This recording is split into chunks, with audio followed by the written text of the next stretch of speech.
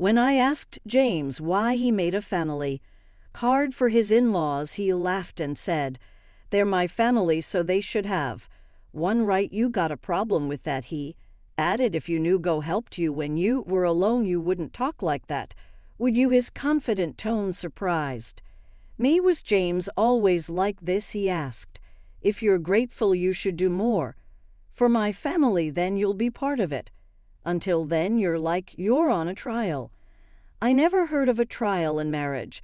Before James explained, I was silent. It means you're not fully part of the family yet. If you don't like it, you can leave any time. For now, our family is just the six of us. I was shocked, so I canceled our shared credit cards and moved out right away. "Hi, I'm Olivia Cook, and I'm 30 years old. I drew pictures for a living, working from home as a freelancer. Before that, I used to design stuff for a big ad company, but I started doing my own thing about 5 years ago. When I got married, my folks passed away in a crash when I was little, so my grandparents raised me, but I moved back to my parents' old place in the city center for college, and I've been there ever since. I met my hubby James at this Italian joint where he worked. It was a cozy spot with good food at decent prices, so me and my work buddies went there a lot. James, the charming waiter, caught everyone's eye, including mine. He was quite the looker. The manager even joked that some folks came just to see him, and I totally got why. I can't deny I was a bit of a fan myself. He had this cool vibe that really stood out. We grew closer pretty fast, and before we knew it, folks were calling us a couple. Surprisingly, we ended up tying the knot. I don't remember much from that time. It's like I was in a bit of a fog. Next thing I knew, I was married to James, my husband, but I did love him, and I was genuinely happy about getting married. I left my job at the design company on good terms and started freelancing. James stuck with his gig at the Italian joint, working odd hours, sometimes late into the night. It got tough to juggle work, so I decided to go solo, something I'd always wanted to do. That sounds smart, Olivia. It'll be easier for you, and it's great to keep doing what you love. James backed me up, and that's how we kicked off our married life. We weren't into big, flashy stuff, so we skipped the whole wedding hoopla and just signed the papers. Our families met briefly, and that was that. James went to work, and I held down the fort at home, managing chores and freelancing. Our schedules were all over the place, but we made it a point to have meals together whenever we could. It was simple, but it made us happy. I thought, yep, marriage is pretty sweet. About a year into our marriage, things took a turn for the worse. My family wants to visit. Is that cool? James asked one day. Sure, I replied. I was actually looking forward to it. I'd only had a brief encounter with James's family before, so I figured this would be a good chance to bond with them. Having lost my own parents early on, I always admired James's big family, but when they arrived, 5 of them, I was left stunned. "Hey, which room's mine?" his sister blurted out as soon as they stepped in. She's 35, 3 years older than both James and me, and works at a local store. Her abruptness caught me off guard. She seemed so different from the polite person I'd met before. James's 22-year-old sister was there too, but she stayed quiet, barely saying a word, just like when we first met. Following James's sister's hurried lead, I showed them to the guest room and James's parents to my parents' old room, the only one in Japanese style. I thought it suit them best once they settled into their rooms. James's sister declared, "Well, since we're all under the same roof now, you better start treating our family right." I was puzzled by her words, but when I turned to James for clarification, he simply chuckled in a way I'd never heard before. "Turns out they give up their place and moved in here without telling me," he explained. "Sorry, our family home had to be vacated suddenly, and they had nowhere else to go. I wish he'd informed me earlier. I had assumed it was just for a Day or two, not a James's family didn't hold back from the moment they moved in. All four of them expected me to handle everything while they did nothing, saying whatever they pleased. They made no effort to find jobs or a place of their own when I asked about their employment. I got yet another surprise. "Oh, I quit that awful job at the supermarket," his sister confessed she was working, but it turned out to be just a part-time gig. I'd assumed she had a full-time job given her age, but she admitted she hadn't held a steady job since high school. James's parents also had part-time jobs they gave up before moving in, and his other sister, well, she was unemployed. She claimed to be a student, but that wasn't true. "Why should I work when I'm part of a well-off family now?" she reasoned. When I asked who she was referring to, I received another startling response. "You. Obviously you received a hefty settlement and insurance payout after your parents' accident, and you don't even have a mortgage on this place. You can live comfortably without having to work," James's sister remarked, chuckling. I voiced my concerns to James when he returned home, but he erupted in a manner I'd never witnessed before. "Everyone's exhausted from being suddenly uprooted. Give them some time to recuperate, or do you want to kick out my family, Olivia?" I was stunned into silence. Then abruptly, James softened his tone. "I'm sorry for yelling. It's been a tough day for me too.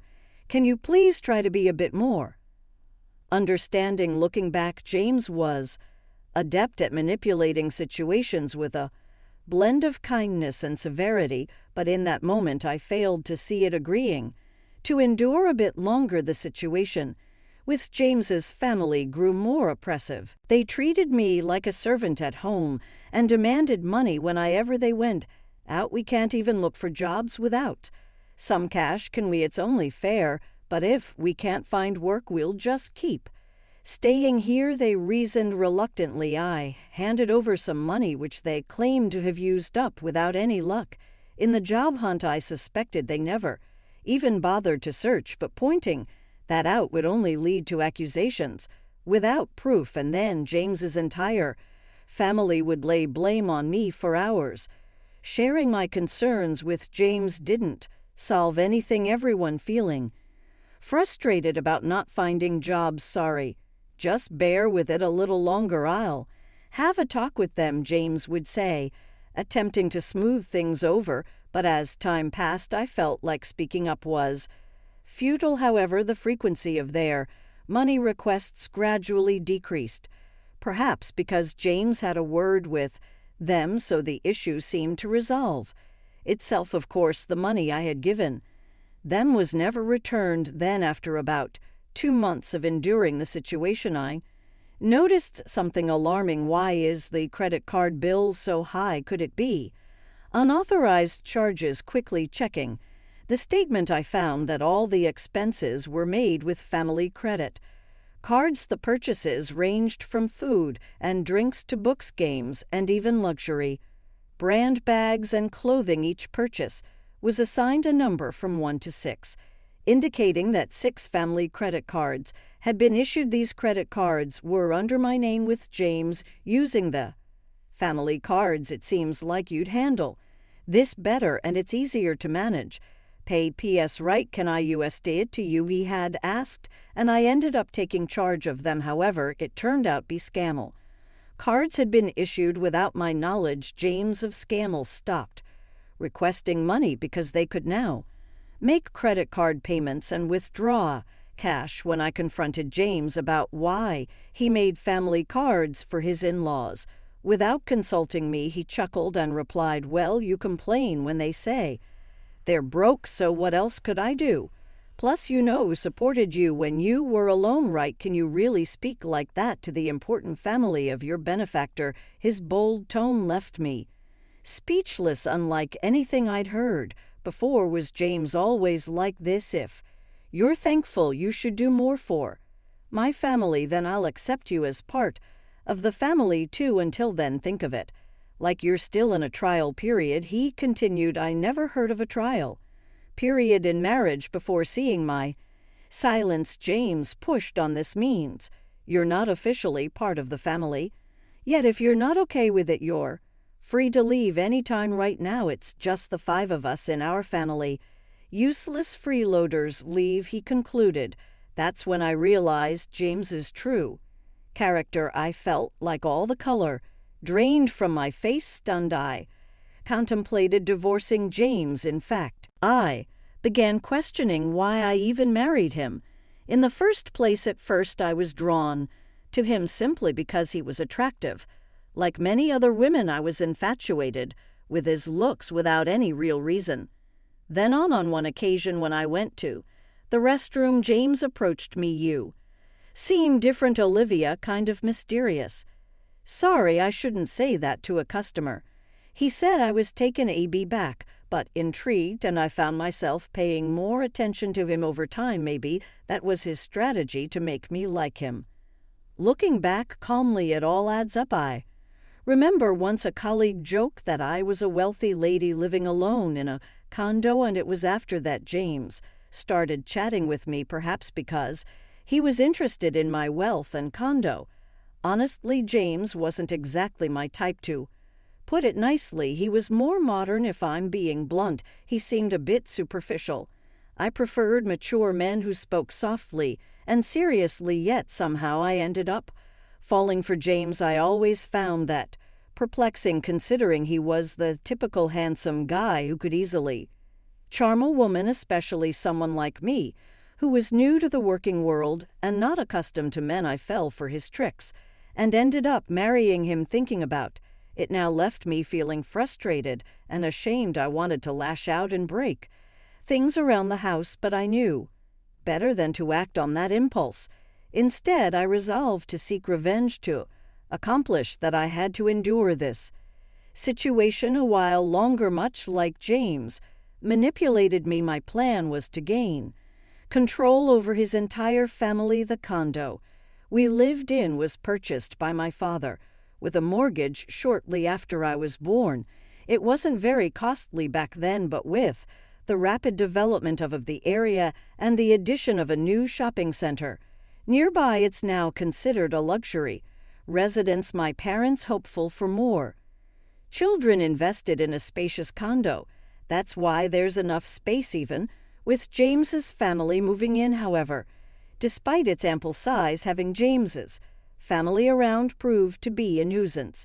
For me, especially while working from home, I endured it solely for the sake of revenge. As James's sister pointed out, there's no mortgage payment for this condo. When I was 4, both of my parents tragically died in a car accident. They were returning from my paternal grandfather's funeral when they collided with a speeding car on the freeway. I was supposed to accompany them that day, but I had caught the flu that was circulating and had a high fever. Consequently, my maternal grandparents came to the condo where we resided with my parents to care for me, leaving me as the sole survivor. The mortgage payments were covered by the group credit life insurance, so the only housing costs I incurred were the management fees and property taxes. Upon seeing the amount James proposed, contributing just a bit more than that to our household expenses, since there's no mortgage, if I pitch in that much, we should be able to manage with Olivia's income. Right, we'll each use our own earnings for personal expenses. Sounds fair, doesn't it? He suggested. I agreed, thinking perhaps he had a point. Until then, I had been solely responsible for all expenses, so I believed his contribution would alleviate some of my burden. Looking back, it was naive of me, but at the time I was blinded by my love for James and simply went along with whatever he proposed. James likely sees himself as the head of the household and the one providing for me, which is why he can so casually refer to me as a parasite. However, the reality was starkly different. I was the one footing most of the bills, covering expenses like utilities, groceries, social outings, and entertainment. Now, with 5 additional dependents in the household, managing with just my income was becoming impossible. I was eager to rid myself of this burden as soon as possible, but I feinted ignorance and endured it gritting my teeth. I watched as James's Scanley freely indulged in shopping spree, reminding myself that I would have the last laugh then. 5 months after making the decision to divorce, the moment to take action finally arrived. I'm exhausted. It's time to make a choice. It's either me or your family, I told James, presenting him with an ultimatum. He was taken aback, but I pressed on without hesitation. None of your family members lift a finger to help around the house. They just dump all their chores on me. You know I work from home. I'm not idly passing the time, yet they treat me like a freeloader and belittle me, claiming you're the one supporting me. I've had enough, I cried as I confronted James. His response was a smirk. Then you should leave. Didn't I warn you before? You're not truly part of this family yet. Giving up now means you haven't earned your place in it, he retorted. I fang shock as I looked at him. What's surprising? If you can't tolerate my family, then it's you who must leave, and since I'm not to blame, I'll take this apartment as a lami, and I'll claim half of your savings as part of the property settlement. So that was his sham all along. That's why his entire family had been hounding me, attempting to drive me away. I had suspected it, but hearing it articulated so plainly still came as a shock. It was someone I had once loved and married, but thanks to this revelation, I made up my mind. Fine, I declared, resolved to divorce James. But this condo belongs to me, and I'm not at fault either. What did you say the grounds for the divorce are? Your family moving in without my consent and your family disrespecting me, I asserted firmly to James. He appeared taken aback by my outright rejection of his terms. Not expecting such defiance, it was understandable, as I had always acquiesced to his demand since our marriage. Recalling those moments filled me with anger. I can't stand another moment with you all, so I'll leave now, but be prepared to vacate as well. This is ridiculous. This is our home. We won't leave. Ever heard of tenant rights? You can't just evict us from our own home, James shouted, ignoring his protests. I left the house and sought refuge at my grandparents' home. I divulged everything to them and requested shelter until matters were resolved. My grandparents were appalled by what I had endured and scolded me for not seeking their counsel sooner. With tears in their eyes, they embraced me. I'm sorry, Grandma, Grandpa, I know I worried you, but I'll be all right now, I reassured them, forcing a laugh through my tears. The day after I left the apartment, James wasted no time in contacting me. What's all this about? What mail are you talking about? He inquired. About the certified letter. I was impressed by how swiftly things were progressing. I had entrusted the divorce proceedings to a lawyer, and upon informing them of my departure yesterday, they had arranged for everything to be handled promptly. Today, I'm not paying any alimony, and I'm not leaving the condo, James asserted. However, legally he was obligated to pay, and he had no right to remain in the apartment. What do you mean? The conduct was jointly owned since we're married. If that's your stance, then compensate me for half its value to buy out my share, he insisted, making an absurd claim. Continuing this discussion, Isel, please communicate through my lawyer from now on, I stated firmly. Ending the call, I anticipated he would likely call again the next day, but I had no desire to engage in further conversation that day as expected. He rang me the following morning. What's all this about? He repeated the same line as the day before, displaying a lack of originality. What mail are you referring to? The cards not working. What did you do? What I did was cancel it. That card belonged to me, and you were merely an authorized user on the family card. Remember, indeed, before leaving the house, I had transferred all the accounts linked to that card to another one and terminated it. Naturally, the family cards would cease to function when I canceled mine. I was the one covering the expenses. I explained. Yes, you covered the management fees and property taxes for the first 4 months only. It's not substantial, but I can deduct that from the alimony if you prefer I'm optimi.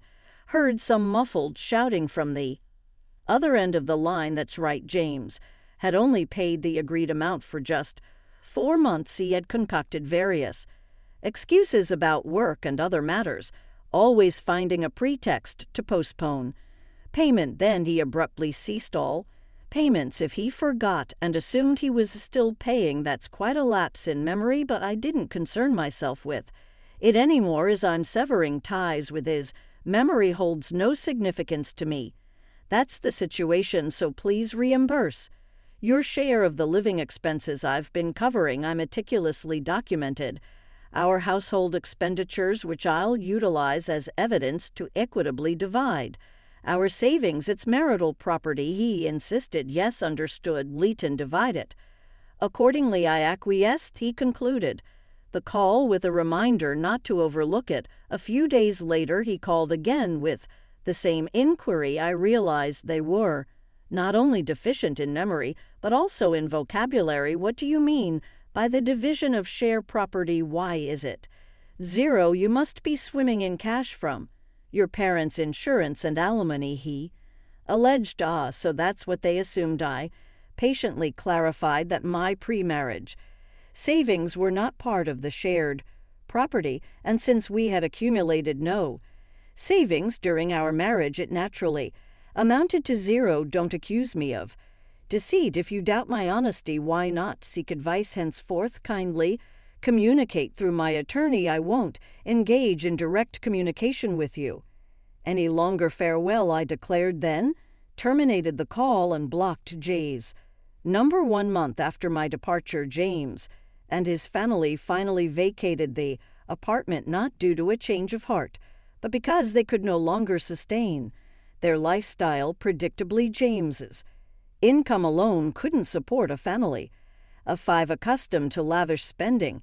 With my card asking them to tighten their belts was out of the question. I had intentionally allowed them to use the car for this purpose, knowing it would lead to this outcome. His family began badgering James for shopping funds, and when he refused, they resorted to pilfering from his wallet. Even in his anger, they blamed him for my departure. To compound their troubles, the utilities, electricity, gas, and water were all disconnected. Of course, I had arranged for this, since I had no intention of residing there. James attempted to have the utilities swiftly reinstated by phone, but since the house was in my name, no one else could restore them. If the owner had ordered their termination during the scorching summer and early autumn, his scammy struggled to endure the sweltering heat and eventually vacated the condo. Their destination I neither knew nor cared. James endeavored to persist until the end, but he ultimately capitulated due to the absence of electricity and the inability to bath. The divorce proceedings progressed more rapidly than anticipated, not because James had a change of heart, but because of his blunders. He betrayed her marriage by pursuing someone else, perhaps assuming he could swiftly remove me from the picture. He boasted about owning a luxurious downtown apartment, using it as bait to attract younger women. It's astonishing he engaged in such behavior with his family present, but it wasn't out of character for him, so they turned a blind eye. Prior to departing, I had discreetly installed cameras throughout the house, capturing all the evidence. Perhaps he underestimated me, but his disrespect was undeniable. He brought his family into my home without consent, racked up expenses on a family card, and left me with a bill. Outed me and engaged in infidelity. I demanded significant compensation and alimony for these transgressions. When James saw the amount, he visibly paled and begged desperately for reconciliation. However, I harbored no such intentions. Aware of his inability to pay, I pressured him to borrow as much as possible from his company and seized whatever assets I could. When I threatened legal action for fraudulent use of the family car, he reluctantly agreed to my terms. I can only hope he makes diligent efforts to repay his debts. The divorce is now finalized, and I Am currently residing at my grandparents'. Place I haven't decided what to do with the apartment yet while it held. Sentimental value as an inheritance for my late parents given the circumstances and lack of memories associated with it. I may opt to sell it on the professional front. My career as an illustrator is flourishing. I may soon live independently again, but for now I'm content working for my grandparents' home. I'll continue to rely on their support for a little while longer before forging ahead with renewed determination. In the future, I'll be more discerning in choosing a partner, prioritizing qualities beyond mere attractiveness. My hope is to find a life partner with whom I can share my journey